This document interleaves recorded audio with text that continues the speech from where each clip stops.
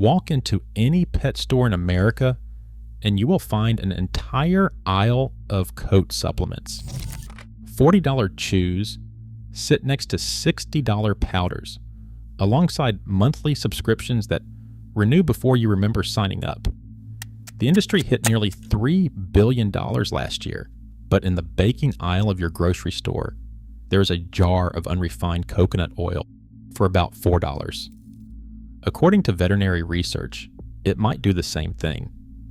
What happens when a simple answer exists inside an industry that profits from complicated ones? To understand why a $4 jar of oil can make your dog's coat shine, you first have to understand the machine that convinced you it could not. The global pet supplement market was valued at roughly $2.8 billion in 2025. That number has been climbing at nearly 7% per year, and it shows no sign of slowing down.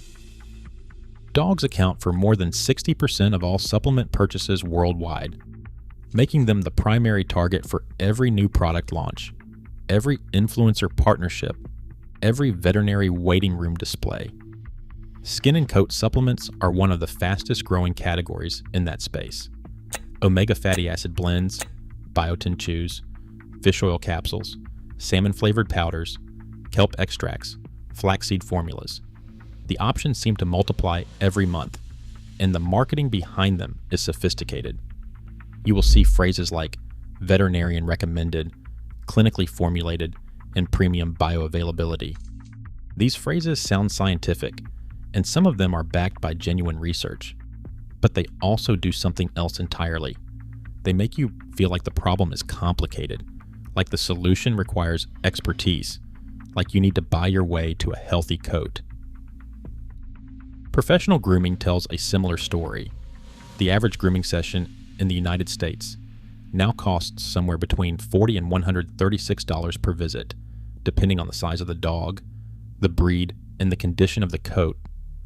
A basic bath and brush for a small dog might run $30 to $50.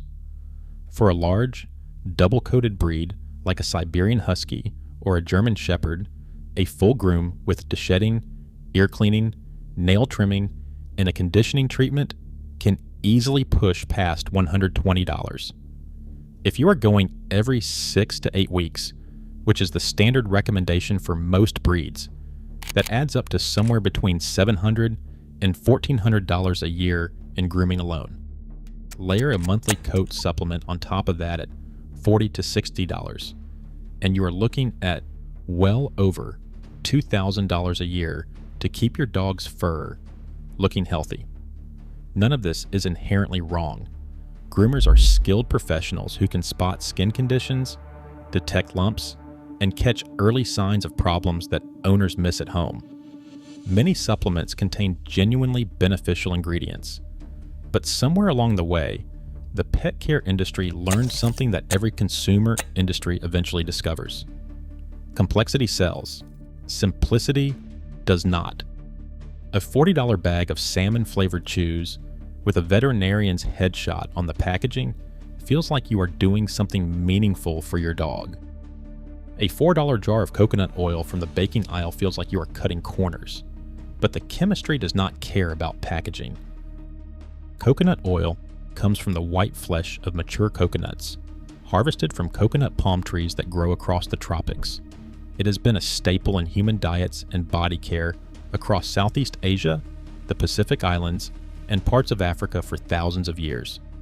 Long before it became a trend in American health food stores, families in the Philippines, Sri Lanka, and Indonesia were using it on their hair, their skin, and their animals.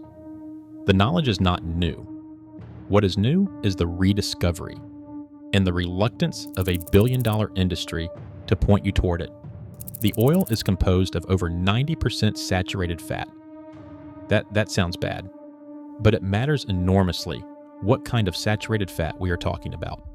The majority of fat in coconut oil comes from medium-chain triglycerides, often called MCTs. These are structurally different from the long-chain fats found in a piece of red meat or a stick of butter. MCTs absorb quickly. They convert into energy rather than being stored as body fat, and in moderate amounts, they do something that most cooking oils simply cannot. The most abundant MCT in coconut oil is called lauric acid. It makes up roughly half the oil's total fat content. Once lauric acid enters the body, it converts into a compound called monolaurin, and monolaurin is where things get interesting for your dog. It has antimicrobial, antifungal, and antiviral properties. In plain language, it fights off exactly the kinds of bacteria and fungi that cause skin irritation, persistent itching, hot spots, and that dull, lifeless quality in a dog's coat. But lauric acid is only part of the story. Coconut oil contains capric acid and caprylic acid as well, both with their own antifungal properties. And here is something that surprised me in the research. 2 published studies found that dogs treated with coconut oil-based shampoo had reduced flea and tick infestations, and the oil appeared to help heal the skin where parasites had bitten through. That is not a common claim you see on a $4 grocery item. Now, the science is one thing, but the part that dog owners actually notice first is simpler than any of that. Coconut oil is an emollient. When you rub it into fur, it penetrates each individual hair shaft and smooths the outer cuticle layer. That outer layer, when rough or damaged, makes a coat look flat and feel coarse. Smooth it down, and the fur starts reflecting light differently. That deep, healthy shine is not a coating sitting on top of the hair. It is the hair itself conditioned from the inside. Research on human hair has confirmed this exact mechanism with lauric acid, and there is no reason dog fur would behave differently. One more thing worth mentioning before we move on. Clinical studies in humans have shown that coconut oil effectively hydrates skin affected by xerosis, the clinical term for chronic dryness and itching. Sound familiar? That is the same condition many dogs deal with, especially during winter when indoor heating pulls moisture from the air. Formal clinical trials on dogs specifically are still limited, but veterinarians and veterinary dermatologists across the country report consistent improvement in dogs with dry, flaky skin and dull coats, usually within 2 to 3 weeks of regular use. But before you grab the first jar you see at the store, there is something worth knowing about what to buy. Not all coconut oil is created equal. Refined coconut oil has been processed, bleached, and deodorized. During that process, it loses a significant portion of its lauric acid content, most of its natural antioxidants, and many of the bioactive compounds that make it useful in the first place. Refined coconut oil will still moisturize fur on a surface level, but you would be paying for a fraction of the benefit. What you want is unrefined coconut oil, sometimes labeled as virgin or extra virgin. Cold-pressed or expeller-pressed versions retain the most nutrients because the low-temperature extraction process preserves the oil's natural properties, its mild coconut aroma, and its full spectrum of active compounds. If you can find one that is certified organic, even better, because it means the coconuts were grown without synthetic pesticides or fertilizers that could end up on your dog's skin. At most grocery stores in the United States, a 14-ounce jar of unrefined virgin coconut oil sits right around $4. Some brands charge $1 or $2 more for the organic label. Either way, a single jar will last most dog owners at least 2 months with regular weekly use. So how do you actually use it? There are 2 approaches, and they work best when combined. The first is topical application. Take a small amount of the oil, about the size of a dime for a small dog or a quarter for a larger breed, and warm it between your palms until it melts into a clear liquid. Coconut oil is solid at room temperature, but liquefies quickly with just body heat. Then gently massage it through your dog's coat, running your fingers from the base of the fur down to the tips, and work a small amount into the skin underneath. Focus on areas that tend toward dryness or irritation, like the belly, the base of the tail, behind the ears, and the lower legs near the paw pads. Let it sit for about 10 to 15 minutes. Some owners wrap their dog in an old towel during this time, which helps the oil absorb and keeps the dog from immediately transferring a grease print onto the living room couch. Then rinse gently with warm water. The oil will not wash out completely, and that is intentional. The thin residual layer is what continues to condition the coat and protect the skin between sessions. For dogs with long, thick, or curly coats, like standard poodles, golden doodles, Bichon Frises, or border collies, coconut oil doubles as a natural detangler. A thin layer worked through knotted fur before brushing makes the process dramatically easier and far more comfortable for the dog. You skip the chemical sprays and expensive leave and conditioners entirely. Just oil and patience.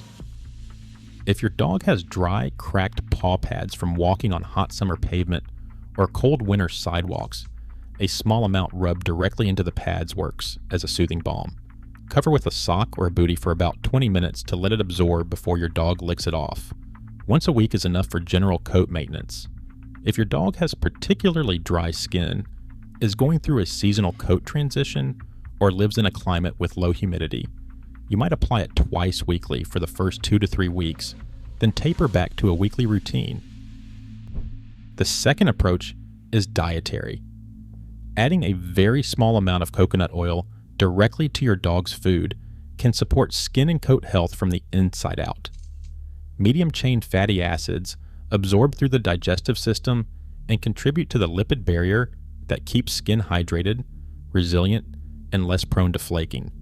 They support the natural sebum production that gives fur its healthy texture and flexibility.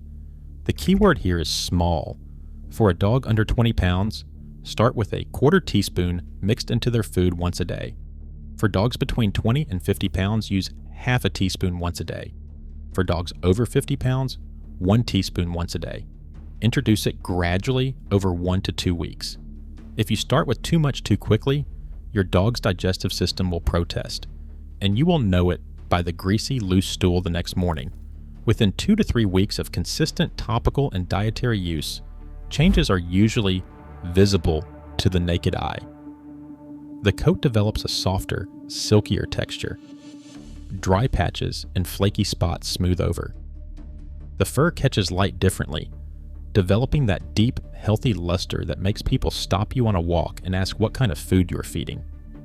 Brushing becomes easier because the individual hairs are more pliable, less prone to static buildup, and less likely to break or tangle. If you are finding this useful, hit subscribe. We cover honest, practical pet care every week. Now, let's talk about the part that most coconut oil enthusiasts conveniently leave out. There are real risks, and pretending they do not exist would be doing your dog a disservice. The most serious concern is pancreatitis. Pancreatitis is an inflammation of the pancreas, and it can be triggered by a sudden or excessive influx of fat in a dog's diet. It is painful, it can require hospitalization, and in severe cases it can be fatal. Certain breeds, including miniature schnauzers, Cocker Spaniels, and Yorkshire Terriers, are genetically predisposed to the condition. This is why the dietary portion must be introduced slowly, kept to small amounts, and never treated as a more is better situation. A teaspoon for a large dog is not a casual suggestion. It is a ceiling. Weight gain is the other significant risk. Coconut oil is calorie dense. A single tablespoon contains roughly 120 calories. For a 15-pound beagle, that represents a substantial percentage of their entire daily caloric intake. If you are adding coconut oil to their food regularly, you need to slightly reduce the portion size of their regular meals to compensate. Otherwise, you are trading a shinier coat for an overweight dog, and no amount of luster is worth compromising your dog's joint health, heart health, or longevity. Some dogs also have allergic reactions to coconut oil. It is not common, but it happens. The signs are straightforward, things like increased itching, redness or hives at the application site, or irritated skin in areas that were perfectly calm before you started. If you apply coconut oil topically and your dog seems worse rather than better within a day or two, stop using it and consult your veterinarian before continuing. But this is the part that matters more than anything else in this video. Coconut oil is not medicine. It will not fix allergies, whether they come from food or the environment. Fleas, Demodex mites, sarcoptic mange, ringworm, those require targeted treatment, not a kitchen shelf oil. The same goes for hormonal conditions like hypothyroidism, which is actually one of the most common reasons a dog's coat falls apart over time. And deep bacterial infections or autoimmune conditions that attack the hair follicle itself are in a completely different category of problem. If your dog has persistent itching that never fully resolves, expanding patches of hair loss, hot spots that keep reappearing, redness that spreads across the skin, or a foul smell that returns even after bathing, those are not cosmetic problems. Those are medical signals that something beneath the surface needs attention, something that requires blood panels, skin scrapes, allergy testing, or culture work from a licensed veterinarian. A $4 jar of oil cannot fix what requires a diagnosis. Coconut oil works best as a maintenance tool for dogs who are otherwise healthy, but whose coats simply need a little extra support. Think of the dry, flaky skin that comes with winter air, the dullness that creeps in during seasonal shedding, or a coat that has gradually lost its luster after a change in diet. Those are the problems coconut oil handles well. Anything beyond that requires professional care. If the science supports it, if the application is straightforward, and if the cost is nearly nothing, why does this barely register in mainstream pet care advice? The answer is plain. There is no money in it. Think about it from the other side. You cannot build a subscription business around a product that costs $4 and lasts 2 months. You cannot justify a marketing budget for an ingredient that lives next to flour and vanilla extract. And good luck getting a sponsorship deal to hold up a jar from the grocery store baking aisle and tell people to rub it on their dogs. The pet supplement industry is projected to nearly double in size over the next decade because it continually creates new categories, new formulations, new reasons to believe that your dog's coat needs something more specialized than what already sits on your kitchen shelf. Every new chewable ships with a subscription funnel and a discount code for first-time buyers. The entire infrastructure is built to make you feel that more money equals more care. Nobody is sitting in a boardroom plotting to hide coconut oil from you. Consumer markets just work this way. The same dynamic plays out in human skincare, in fitness supplements, and in household cleaning products. When a cheap alternative works nearly as well as the premium product, but has no marketing team behind it, it fades into the background. The pet humanization trend amplifies this even further. When we treat our dogs like family members, which they are, we also inherit human consumer habits around their care. We feel a twinge of guilt reaching for the cheap option. We assume the higher price must reflect superior effectiveness. We trust the product with the veterinarian endorsement over the one with a banana bread recipe on the back. And to be completely fair, some expensive products earn their price. Fish oil supplements with high concentrations of EPA and DHA deliver omega-3 fatty acids that coconut oil simply does not contain. Probiotic chews address gut flora in ways that have nothing to do with topical conditioning. Medicated shampoos prescribed by dermatologists contain active pharmaceutical ingredients that treat specific diagnosed conditions. All of that is legitimate, and groomers and veterinary dermatologists are absolutely worth what they charge. The argument here that is much narrower than that. For one specific, extremely common, widely experienced problem, a dull, dry, lackluster coat on an otherwise healthy dog. The simplest solution has been sitting in your kitchen this whole time. There is something worth sitting with here, and it extends beyond coconut oil. The best dog owners are rarely the ones who spend the most money. They are the ones who pay the closest attention. They notice when the coat changes texture between seasons. They check the skin beneath the fur during belly rubs.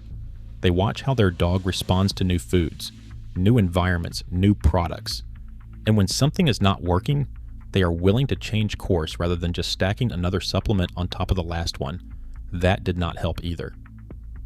A jar of unrefined coconut oil will not fix everything. It will not replace your veterinarian.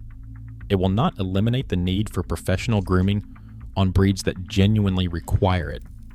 It will not cure allergies, or treat infections, or address the complex dermatological conditions that some dogs struggle with throughout their lives.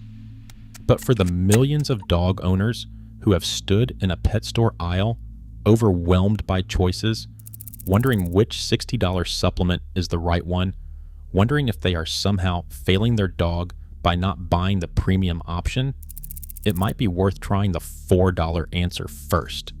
Warm it between your hands. Work it through the coat. Rub a little into the skin. Be patient. And watch what happens in 3 weeks. Sometimes the best thing you can do for your dog is also the simplest. If you want to see what else the pet industry charges a premium for when a cheaper alternative already exists, that video is on screen now.